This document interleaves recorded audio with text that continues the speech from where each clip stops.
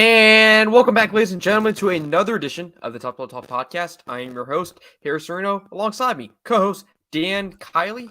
Monday evening. It is a Monday evening, not a Tuesday evening. 7:30 here on the East Coast. Dan, how are you doing this Monday evening? I am tired, but I am going to power through. It's been 2 weeks since we've been able to do a podcast, so we have a lot of making up to do to our audience, and hopefully somebody will join in and watch this show tonight. Absolutely. With that being said, Dan, before we hop in here, I just wanted to make the quick announcement. We will be staying live here at 7:30 on Mondays at 7:30 p.m.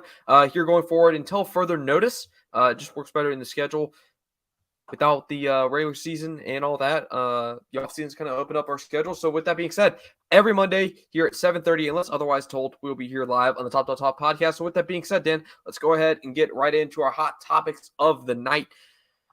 Kind of going with an outside look.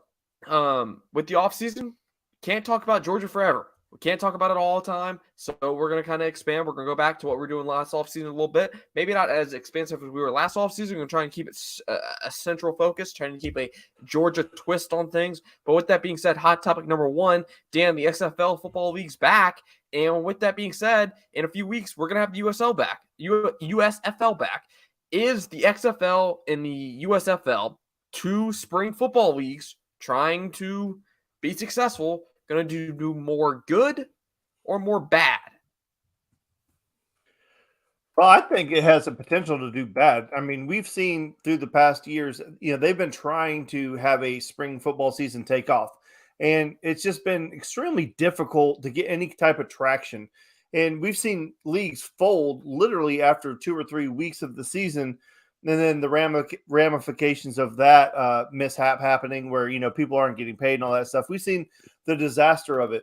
I don't know what the real reason is that a spring football season can't be successful. You would think, as much as we love football, that it would be a no-brainer. And I think that's all the people who have the money. They see that too, and they feel that way too, that it's a no-brainer. Vince McMahon, obviously with the WWE, is a programming mastermind, and I know there's a lot of other people that help him, but he's got a lot of those people involved in his leagues. The Rock, pretty much everything he touches is gold. So they're behind the XFL, and they decided to go away from all the gimmicks and stuff that they were going to do the first time and make it more football.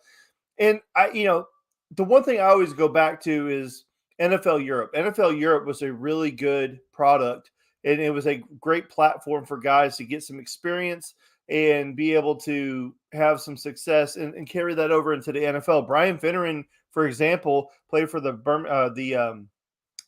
Dragons. I don't know if they were Birmingham or the London Dragons. I don't know where they were at. But anyway, if it's not for the NFL Europe, Brian Finneran never makes it to the NFL, and then he doesn't become the best wide receiver ever in Madden with Mike Vick as the quarterback. I mean, that's crazy. But yeah, I mean, putting the XFL against the USFL, two products that can't stand on their own, and then now they're going to go up against each other and split viewers. I don't think that's a recipe for success. You brought up a point on a conversation that we had earlier, and you can expound upon that if you want to, about maybe they should merge and put all those collective brain power together. But I am very hesitant to say that either one of these is going to be successful on their own. And then I'm even more apt to say that they're going to fail now that they're competing against each other. It's just not very wise. But I mean, I would love to have a successful spring season to be able to watch football, because gosh knows I'm always looking for an opportunity to watch football when I can. Absolutely. I'm going to take a similar answer here, and I don't think it is good for business. I know competition breeds success in some areas, and that's always like the saying. We need competition to keep some of these, businesses and companies and leagues, successful, making sure that it is entertaining and they're putting the best product that they can out there. But I don't think it's the case here for the XFL and spring football. Spring football is something we don't have. Like, we don't have a professional spring football league. We have football in the fall, and that's it. I've for one, never really watched spring football. I didn't watch it. If it wasn't the NFL or college football, after those 2 seasons were over, I didn't pay attention to the AAF. I didn't pay attention to the XFL when they tried to relaunch. I certainly saw highlights back in 2020. And hey, looking back at the TV ratings when I went back to do the research, the XFL wasn't doing bad until COVID struck. The XFL was putting up some numbers. They were generally pretty successful up until COVID struck and had to shut it down. So I'm excited to see it back. I actually watched part of the game Sunday night. I believe it was San Antonio and I want to say Seattle. I want to say the game was between the two games. Anyways, the 3-point favorite was down 15-3 in the fourth quarter. And within the fourth quarter, they had over 200 yards of offense and ended up winning 18-15. Crazy game. I like the innovation of the onside kick not really being the onside kick. It's now convert 4th and 15. Okay. That's doable.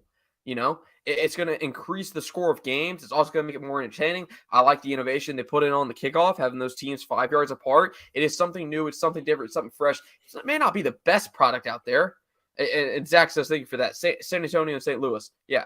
It wasn't the best football product. I certainly saw AJ McCarron just absolutely skyrocket a 5-yard out route. I saw that. Everybody saw that. But it's entertaining nonetheless because we all want football. But I don't think competition's good. I don't want to see competition. I think, as Dan just said, I would like to see these two leagues merge. I'd like to see them work together, come together, and try to put the best product possible because you need all the money you can get to make this successful. I just looked it up right now on Google, Dan. It says the average player in the SFL would be estimated to earn about $60,000 from training camp through the end of the season. The SFL also has valued its benefits package as worth an additional $200,000 in addition to paying for housing and 2 meals a day during the season. That is courtesy of ESPN.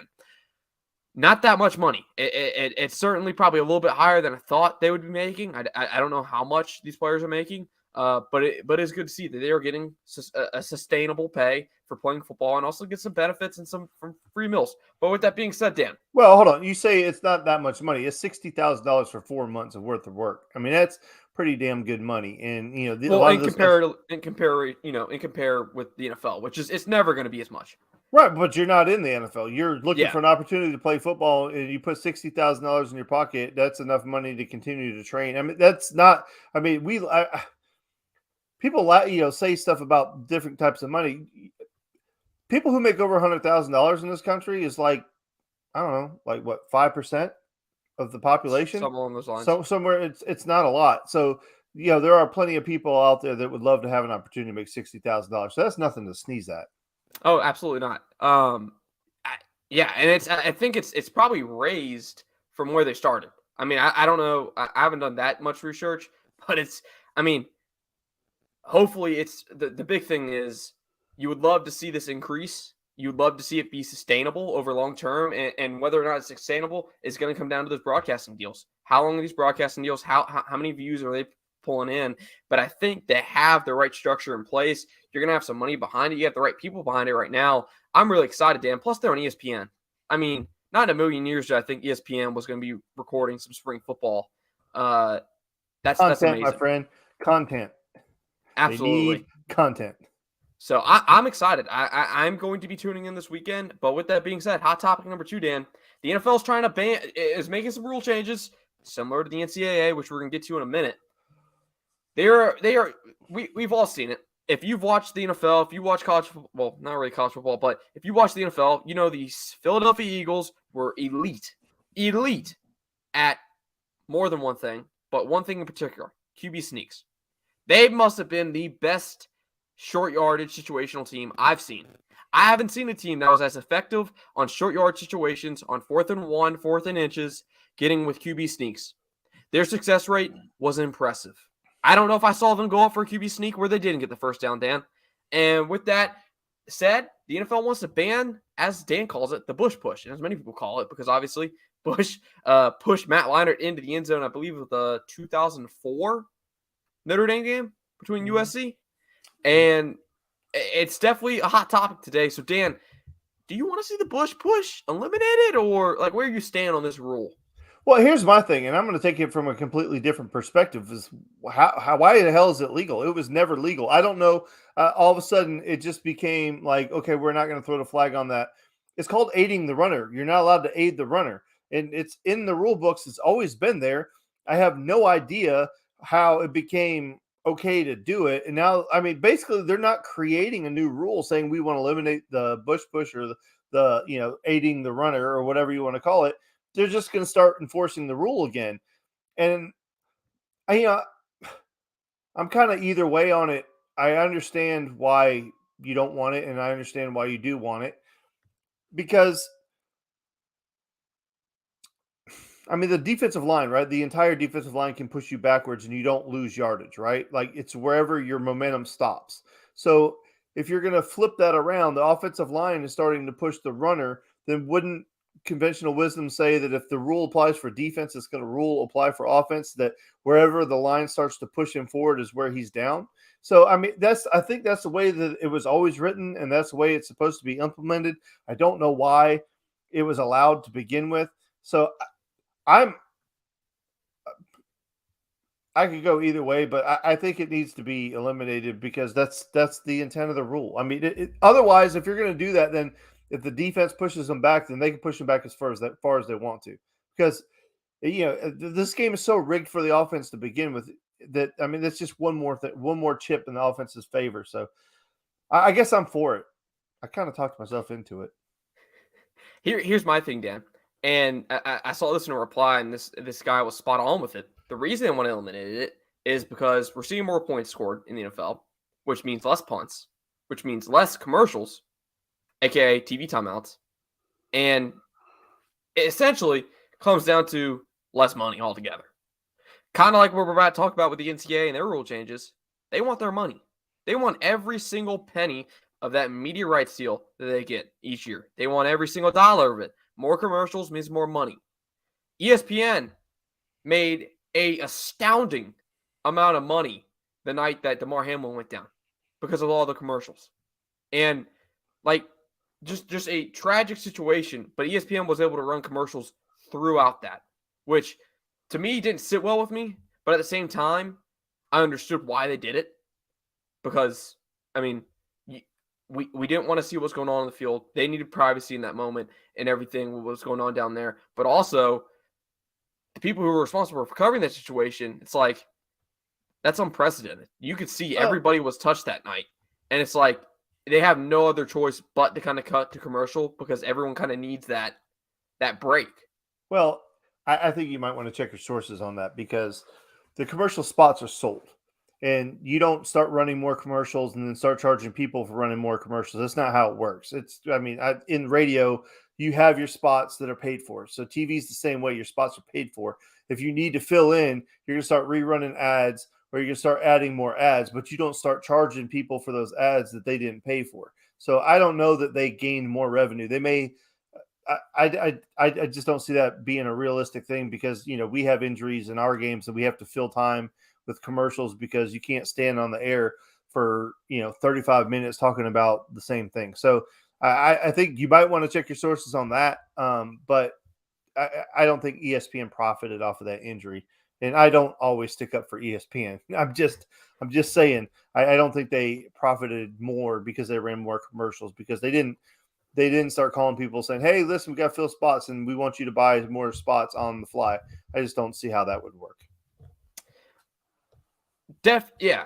So I mean, with going back to the Bush push, like Dan says, if it's a rule already, why are we not enforcing it from the first place? So I have no problem with it. Let's. I mean, if they want to crack down on it, go ahead.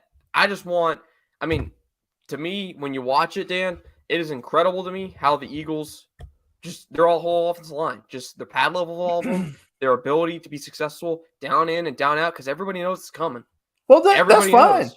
That's fine if their offensive line has great pad level and gets great push. That's fantastic. That's not against the rules. What's against the rules is having your tight ends behind him, picking them up and throwing them in the end zone. That's against the rules. Yeah. So, for me, doesn't matter. But everybody likes less commercials, so whatever works. I mean, we all to that. Want more scoring. Yeah. So with that being said, Dan, the NFL is not the only one changing rules. The NCAA is doing it too, and it's drawn some. I think for the most part, people are upset. People don't like what they're doing. I think the intent of what they're trying to do. Okay, yeah, you want to shorten games. Perfect. Okay, Although I would like a lot more of college football. I would love for longer games because I don't mind sitting on the couch for 5 hours for a game, especially if it's the team that we all support. But with that being said, thanks to a report from Ross Dellinger of Sports Illustrated, yes, we all know now the NCAA's kind of adding some new rules. No, they're not changing the quarter length, Dan. They're not changing the length of TV commercials, or for that matter, even lowering the number of TV timeouts. Instead, here are the rules. There are 4 new rule proposals, and it is important to state that Dellinger believes, from his sources, believe that only half of these may pass. Rule number 1, NCAA wants to prevent consecutive timeouts, aka it's commonly used to ice kickers. Number NFL 2, rule. Yep. No longer extending a first or fourth quarter for an untimed down if a quarter ends on a defensive penalty. Instead, the down will be clocked the next quarter. Yeah. Number 3, the clock will run after an offense gains a first down, except inside the 2 minutes in each half. If I believe that is also an NFL rule. Maybe not. What? Clock will run on after an offense gains a first down, except inside the 2 minutes of each half. No, NFL rules that it runs period. Runs period. So yeah, run. Closer to the NFL. Number 4, here's the big one, Dan. The clock will continue to run after an incomplete pass once the ball is spotted. That's bullshit. That's crazy. And essentially, we see it. They want to be similar to the NFL. They want that product as close as they can to be in the NFL. Is this a good idea? Well, in some people's opinions, the people that love college football and not the NFL, no, they don't want it to be like the NFL. They want to keep the way things are. I'm probably in that boat. Keep it the way things are.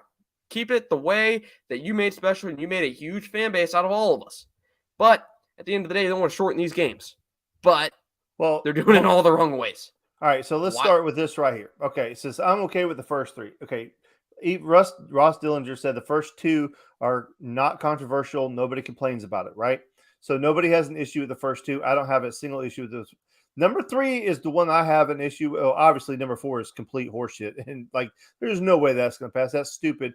They estimate that doing number 4, which would be allowing the clock to run on an incomplete pass, would minimize the game by 18 to 20 plays per game. That's pretty substantial. But number 3, I hate this rule because Jeremiah, Jonathan, if you're in here, because I bitch about it every single time we do an NFL podcast, is because I hate that the clock runs while you're trying to set the chains. I'm okay with starting the clock as soon as the chains are set. No problem at all. I do not like that the clock runs on that. I think the clock should stop on a first down. Now, they say by implementing this rule, now, granted, the last 2 minutes of each half, the clock would stop on a first down. I don't know why you would have 2 separate rules. Either have one way or the other. Don't have 2 separate rules. I've always hated that. But they said if you implement this rule, they went back and looked at the games and they said it would minimize the game by about 8 plays, right? So how much are you really speeding it up? And I just don't like the rule. I wish the NFL would stop the clock on first downs. But clearly, I'm going to lose out on that. They said this one has actually got a lot of support. And the reason I put Jeremiah, his comment up there, I'm okay with the first 3, is because most people don't have an issue with the clock running because most people are familiar with the NFL game and they're used to it. So it's not a big problem. Just for whatever reason, for me, it's always been a pet peeve of mine. It's been one of the rules that I absolutely hated, that the clock runs on a first down. So I would protest that one because I just don't like it. Number 4 is just ridiculous. I mean, what are we trying to do? This is a great point by Jeremiah. Nobody complains with the length of a college football game. I've never sat there at a football game or any football game really and been like, this game is too long. I've never sat there and watched the Georgia game and go, God, I really wish this game was over, unless, we're trying to beat Alabama and I just need those time to run off the clock. That's a completely different situation. But I'm saying, we only get a handful of them anyway. And now they're saying that the reason that they're implementing these rules is because they're expanding the season, and now they want to limit the potential for their players to get hurt. It's like, you're so full of shit. You're adding games. You're making the season longer. You're trying to find every opportunity to get more money. If it was really about player safety, you wouldn't have added all those games. So it's complete crap. And I don't know. I'm obviously the first 2 make complete sense. I don't have an issue with them at all. Number 3, I don't like because I personally don't like it. Most people don't care. Number 4, just absolutely ridiculous. I mean, this is not pee-wee football. Come on. Dan, you did interesting stat search here, and you found it. I want you to. I didn't know this. I mean, the discrepancy is not that much, but talk about the average length in between these two games, between the NFL and college. So this was also in the article by Ross Dillinger at the very bottom, if you made it to it. So the average length, okay, so a college football game was 3 minutes and 14 seconds, went up to 3 hours, 18 minutes. Then it was at 21 minutes, and then it went back to 18 and back up to 21. So last year, the average length of a D1 college football game, Power 5 conference like the ones that are on TV, was 3 hours, 21 minutes. The average length of an NFL football game is 3 hours and 10 minutes. One of the biggest differences is a NFL halftime is 12 minutes and a college halftime is 20 minutes. So you can obviously make up all the time right there by shortening the halftime. Now, the one stat that they posted that I call complete bullshit on, and I want your comments. In the comments, please tell me, do you believe this for 1 second? It says, the NCAA said it's not about commercials.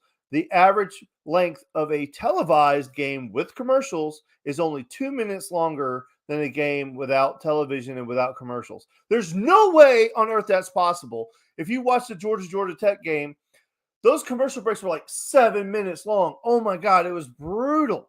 There's no way on earth that a non-televised game is only 2 minutes shorter. That's ridiculous.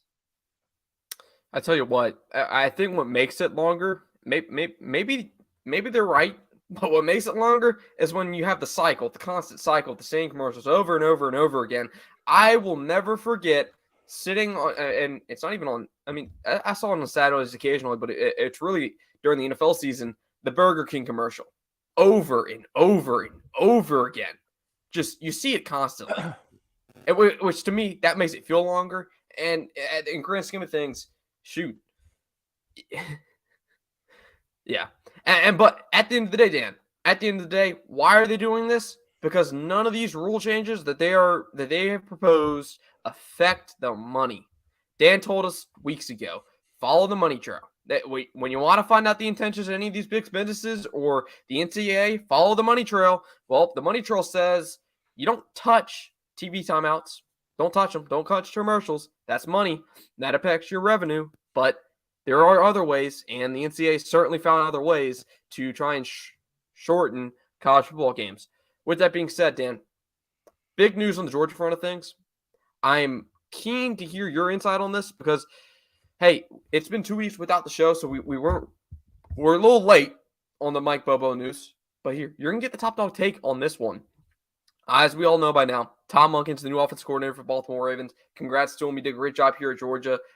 We both wish him nothing but the best. And I think every Georgia fan wishes him nothing but the best. It would look, nothing would make these people happier than for Todd Monken to go to the Ravens, find a lot of success, and maybe get an NFL head coaching job. Would look great because he deserves it. He did a great job in Georgia. But within minutes, the offensive coordinator at Georgia, his replacement, Mike Bobo, has instantly drawn diverse mixed reactions. Dan, what do you say about this Mike Bobo hire? There are people who hate it. There are people who like it. Very similar to Georgia's quarterback situation for the last 2 seasons. What do you say, Dan? Well, to talk about this transition, you have to go back to the very beginning when, there was an article written a long time ago when none of them were head coaches, that whoever was the first head coach was going to hire the other two to be their coordinators. Now, granted, it didn't play out that way, but then when Kirby got the job here, everything kind of fell into place, and now their childhood fantasy has lived out that they're all on the same coaching staff together. Kirby's the head coach. Muss is the defensive coordinator, air quotes, because we know he's co-defensive coordinator, but what have you. And then now Bobo's offensive coordinator. So if you didn't see this coming, then you're blind. And I'm taking a wait and see approach. And I text this to our little group chat that we have, and I asked, is this fair? Because I have a tendency to have an opinion one way or another, and it's usually a strong opinion. However, with Bobo in particular, I was never in the camp of fire Bobo. That was, obviously it was a joke, and you used that punchline in the Mark Richt has lost control of this program. One of those two punchlines when something went wrong. A lot of times it didn't have anything to do with anything. Like, Tulane could be playing Mississippi State and there's an incomplete pass and somebody would say fire Bobo. It just became a punchline and a joke. But Bobo did a pretty decent job here. Now, granted, were there some situations where it wasn't great? Okay, that's fine. But I dare you to go find any coordinator in any sport and tell me that everything's been perfect. It's not been. The reason I'm saying I'm going to take a wait and see is because first of all, he's a good football coach. Okay. And I have faith that Kirby is not going to surround himself with people who can't get the job done. I mean, if we've seen one thing with Kirby is the most important thing to him is winning. And he's going to do whatever it takes to win. Whether it's popular or not popular, he's going to do it. And I do think he has a great relationship with both of these guys. And I do know in some circumstances, your friendship can cloud your mind and force you to do things you wouldn't otherwise do. However, Bobo does have a track record and it's pretty good. But the only reason I'm taking a wait and see and not being all really happy about it is because the game has changed incrementally since the last time that he was here. Now, we know at Alabama, Nick Saban has taken the approach where you're the new guy. All these other guys know what's going on. We're not going to change everything that we're doing for all the people that already know what's going on for the one person that's new. So the new person has to come in and make himself fit. We kind of saw that with the defense, even though it's kind of changed hands a little bit. The defense didn't really look that much different. Obviously, opinions are coming in thoughts, and Kirby has done a great job, and his staff has done a great job of melding all those opportunity or ideas together to put out a product. If the directive to Mike Bobo is we want you to come in here and continue what we've been doing, obviously you can put your little wrinkle on it here and there, but we don't really want to change a lot of what we're doing, and we want to continue the system. So that's where my wait and see comes into play, where one, is that what they're going to allow him to do is or what they're going to ask him to do is basically keep this train on the tracks and not screw it up. And then the second part of that is that something that Bobo is capable of doing? I believe the answer to that is yes, but you have to see it. It has to show up on the field. And, I think with a transition with a quarterback, there's a lot of moving parts with this. I think Bobo is actually a safe hire because he's been in the building. I don't think it's going to be drastic. I don't think he's going to do anything radical. I don't think he's that dumb. I think he understands what they have is working. I think he's going to be able to come in and do a pretty good job at doing it. But I do want to take a wait and see. I want to see how it looks. There's a very good chance that it doesn't look any different at all. And I think that's what we should hope for, is that it doesn't look very different. And he's able to continue on what we're doing, because what we're doing right now has been very, very successful.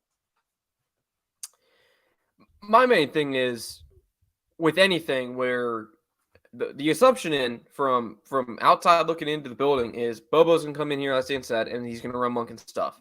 It is Monken has handed over the keys to the Corvette to Bobo, and Bobo's going to run the same thing Monken did. And the only transition is there's going to be a new voice in the room.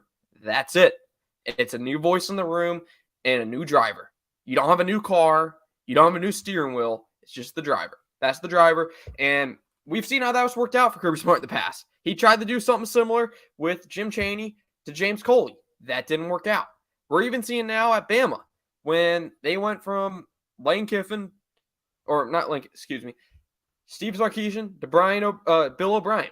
That didn't quite work out. Things weren't quite the same. Now, here's the point. Here's the difference is I don't think what Bill O'Brien did, he is a great offensive mind in his own right. When compared to Steve Sarkisian, those two are some of the best offensive minds in football. But I think for me, where Alabama failed, and I don't think Bill O'Brien failed, I don't think the system failed. I think the pieces, the attrition on the coaching staff kind of all fell apart.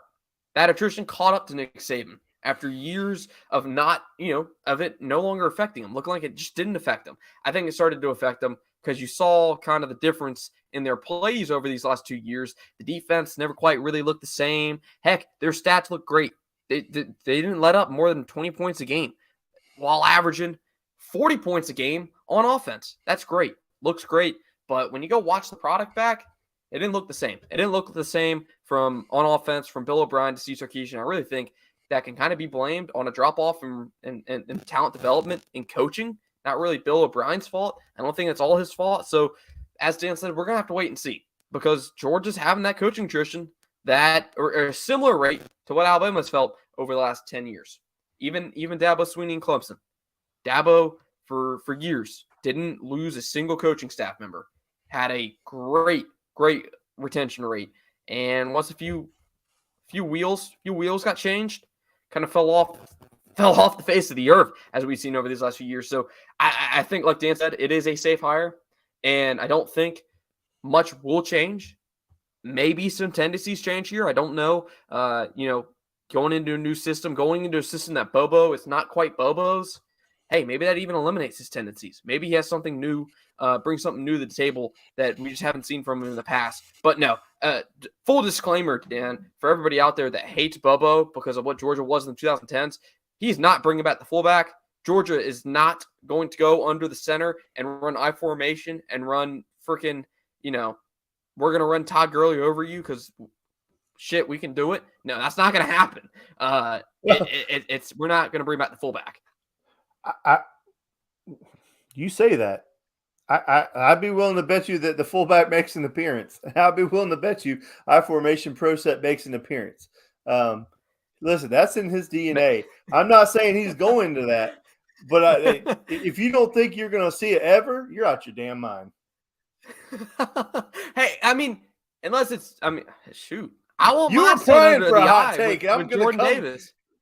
What? I wouldn't mind seeing it with a Jordan Davis defensive tackle, man. I'm surprised we didn't get Jalen Carter a touchdown like we did Jordan Davis. Like, how did that never happen, Dan? Yeah, never say never, I guess. Yeah, that's a rookie mistake on my part, Dan.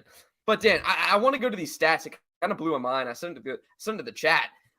And shout out to Trent Smallwood for digging up these stats and posted on Twitter. You can go follow him on Twitter. His name is Trent Smallwood. In 2012 through 2014, arguably, before you start this, I have to say I'm very disappointed that Jonathan didn't post that because he is our resident stat guy. So, fail, Jonathan. Is it fair to say 2012 through 2014 is probably the best stretch Bobo had as a coordinator, statistically speaking? That's what the numbers say. Georgia averaged 40 points per game. From 2012 to 2014, 40 points per game. Monken averaged 41 this past year, 38.6 in 2021.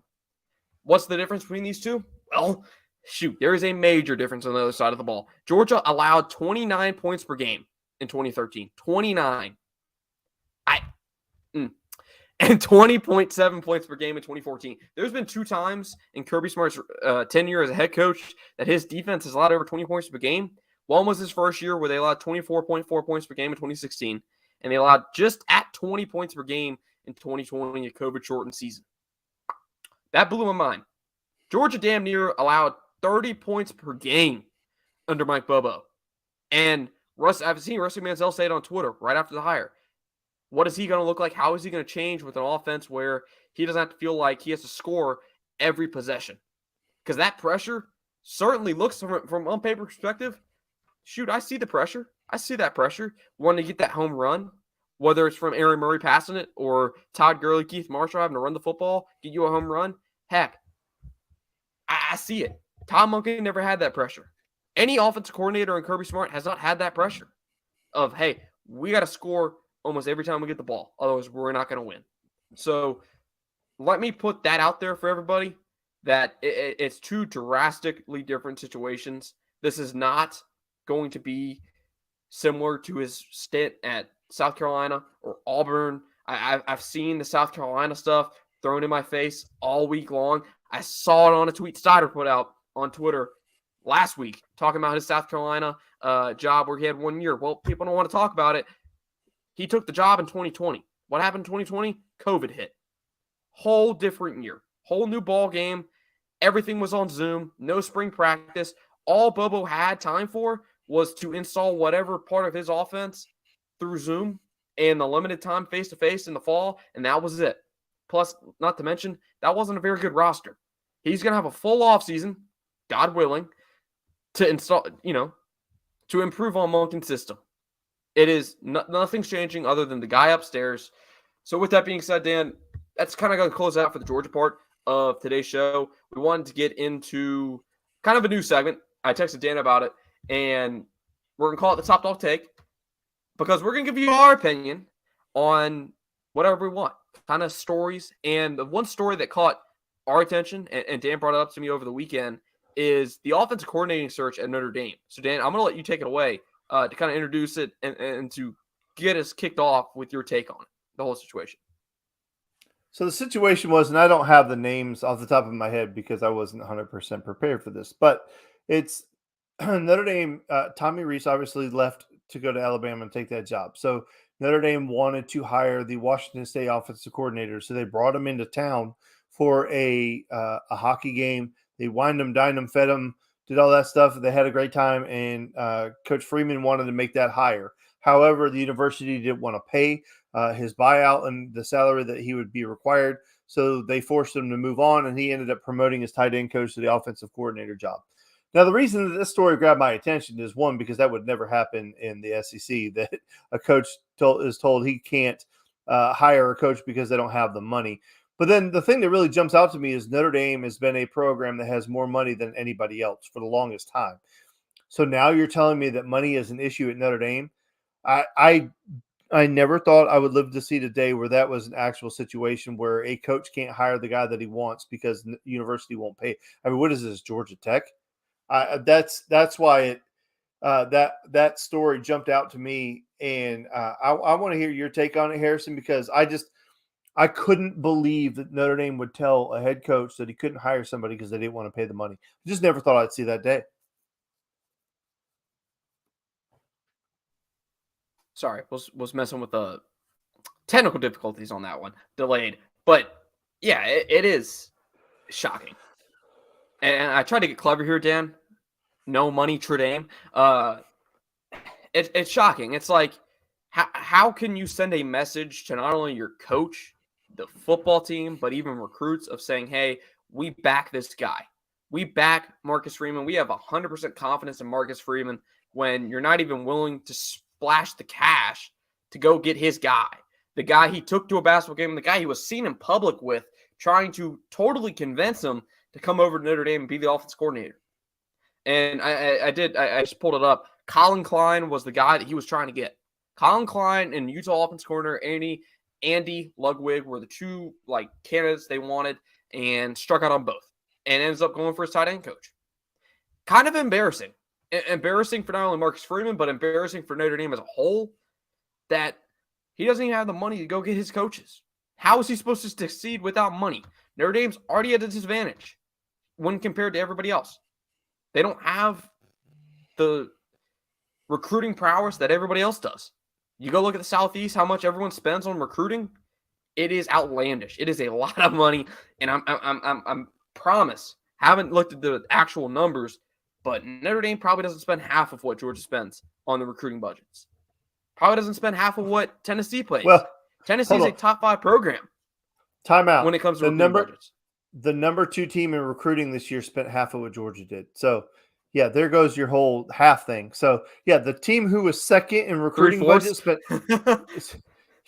half. That was who was it? Vern Funquist. What's his name? Mahler. He's the one that tweeted that. He said Georgia spends that much money just to come in second every year in recruiting. But you know what? The best response was, we spend that much to win back-to-back national championships, my friend. Yeah, I can't wrap my head around it at all, Dan. It's kind of outlandish to me. I would understand it if he was at a mid-major or a G5 school where budget and money is probably a problem. But Notre Dame, Dan, correct me if I'm wrong. You personally, you grew up watching Notre Dame. My grandfather played football at Notre Dame.